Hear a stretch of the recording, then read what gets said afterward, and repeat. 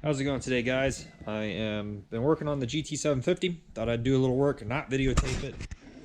I'm gonna go ahead and do a little video.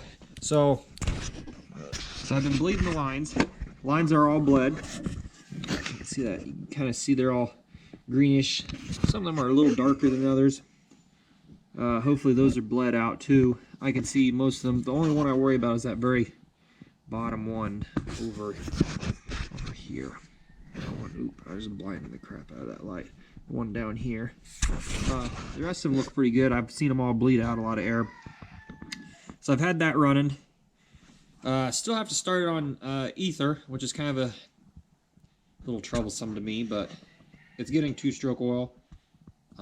Coming around back here, I see that I need to clean out my exhaust because it's dumping stuff all over the place. Let's see. That one is very clean and that one's kind of junky. So my problem is this exhaust is hot. That exhaust is super hot. That exhaust is bare bone cold. So for some reason what would be on the bike, the right hand cylinder is not firing. Now I put my hand over the carburetor and I got all wet from gas. So that tells me it's sucking air and it's got very good suction on it. So we're back to a darn electrical. Alright, ethered the old gal. We'll fire her up here.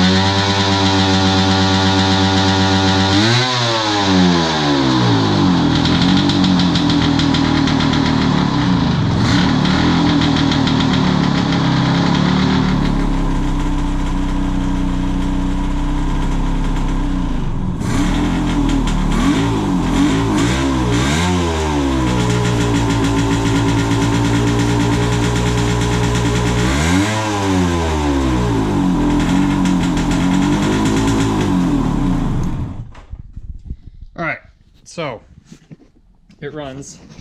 It smokes everything up in here. So I'm really hoping to get it to where I can go drive it outside so it doesn't smoke up the shed. Because my eyes are starting to burn right now. But first I need to figure out why that cylinder is not firing. I've been trying to watch the exhaust, but I can't really see it. Let's go around to the tail end here.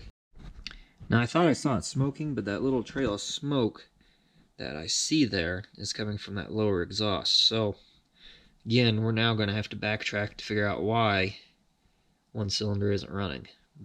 So I pulled the plug. Can't tell if you can really see it, but it's a little wet. That looks terrible. So I'm going to try to clean it up with some ether, probably shoot some down in the cylinder, and we'll see if we get spark, see if it'll actually take off. Alright, other cylinders are ethered up, so let's give this a go.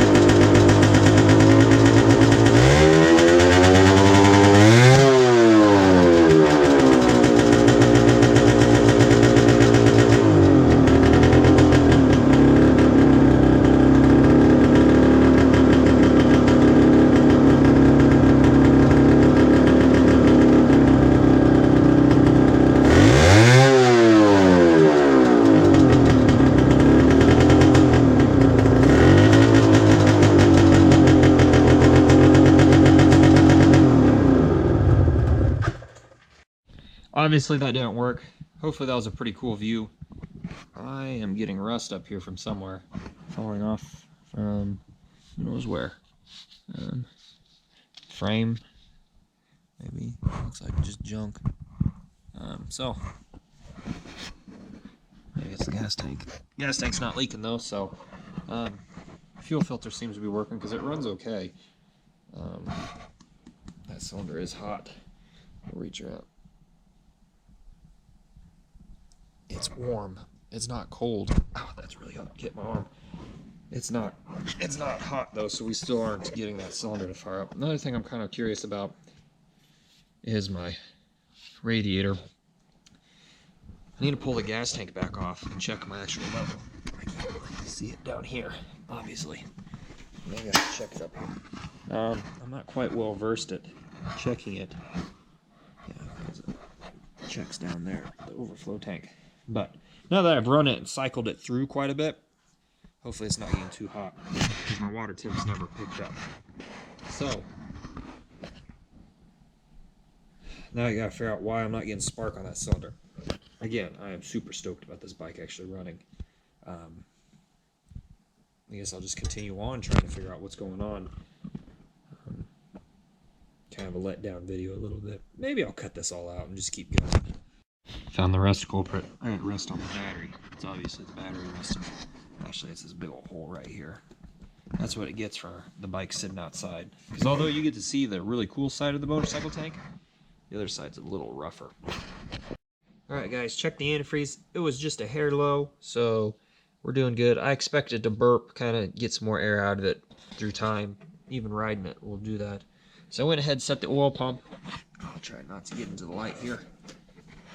So, with where that line is, those are supposed to be matching, and they're pretty close at sitting at idle. And then when I roll the throttle on, it's going to be hard to do without. There we go. Hopefully that looks pretty good. Reach up, grab the little punch mark, which I'm not sure if you guys can see now that I'm blinding everything with light. There's a little punch mark there that aligns with that line, and that means it is wide open throttle on the pump and as well as the carburetors. That's where you want to set it to, I should say. Scribe line is set at idle. The punch mark down there is set for wide open throttle. That is a 10mm and a 8mm bolt up here. So I'm not going to put the cover back on quite yet in case I gotta pull the carburetors. I don't really want to mess with this all again. Well, I guess I could put the top cover on, but I do need to vacuum that out. So let's check the spark on this thing. Alright, so I've been having to manually kick this bike over because it has been being a little bit of a pain.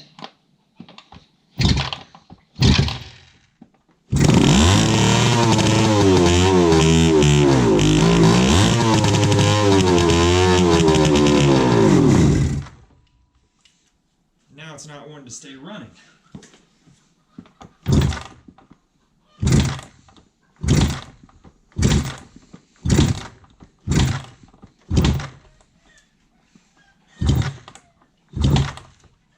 Oh, what a mess this is becoming.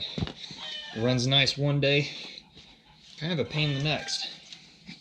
It's also super smoky in here still, so this is not a good way to start a two-stroke. Constantly on ether.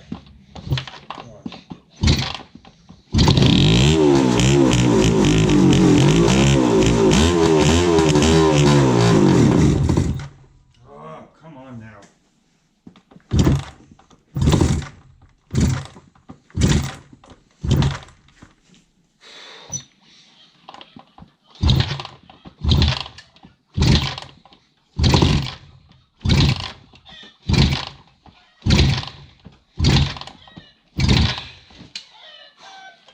See if it'll do electric. Nope. All right.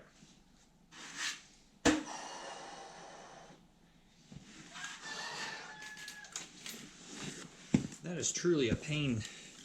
Get that choke to stay. I may need to bend this tab up just a hair.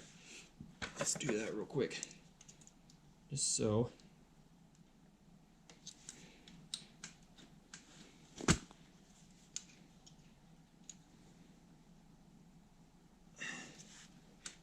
There we go. Perfect. Now let's see if we can get this thing to idle at least. Or not idle, but get it to where I can get it running for a bit. Try the battery. Nope, she ain't gonna go. Alright, here we go.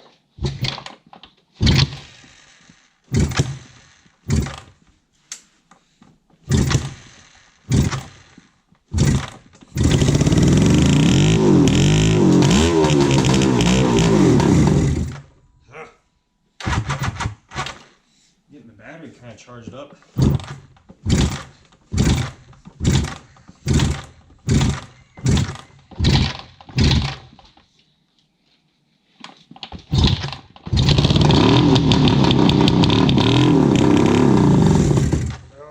Turkey, come on now. You were going.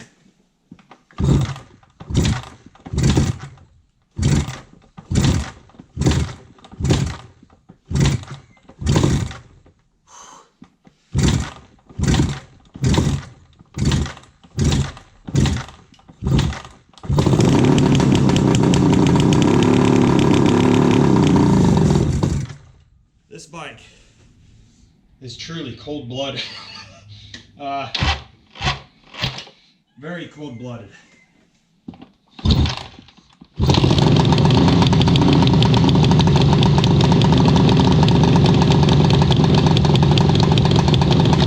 Oddly enough, it is idling by itself. Now, I bought this Lyle tool to see if it's sparking.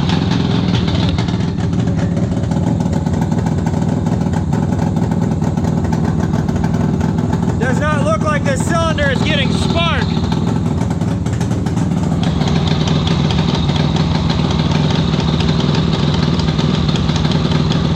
Both these two cylinders are.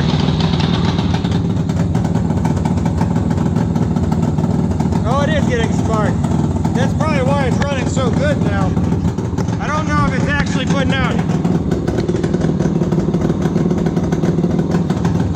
I'm wondering if this cap's kind of screwed up. Because like I said, it is getting spark. So it's either in the cap or the spark plug at this point.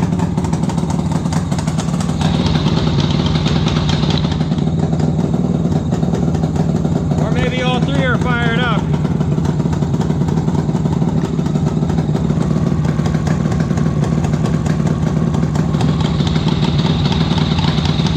Or it's really lean. One of the two. Alright, I'm gonna try. Oh, it did not like to get a choke out. Like I said, this thing seems to be kind of cold-blooded. Alright, we'll get it running here again. It is definitely smoking up the shed though. Alright. I'm also kind of curious to see why I'm blowing exhaust down from inside here. Choke's on.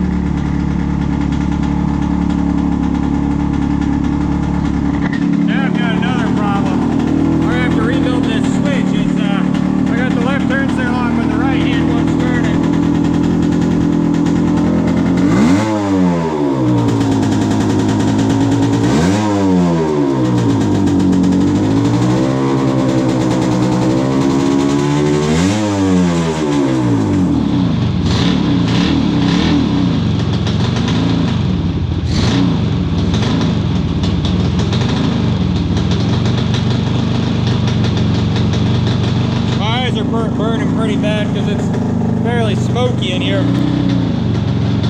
I was kind of hoping it'd get warm enough to idle.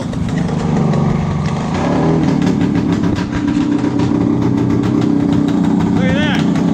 Took the choke off. She's warmed up enough now. Riding by itself.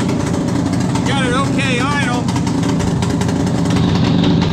Pretty stoked that it runs though. Oil lines look like they're doing pretty good. Again, we know we're getting fire.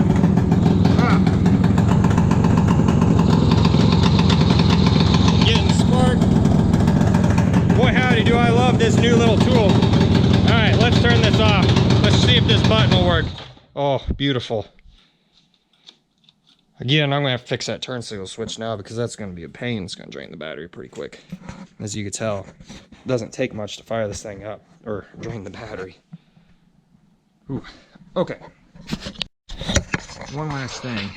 So, you can see it. This screw here is the oil bleed screw. Had I been smart and read the manual, I would have just pulled this out and made sure it was bleeding oil up into here before I went ahead and tried to do all this bleeding down here through the lines. Granted, I'd still have to do that, but it worked out pretty good this way.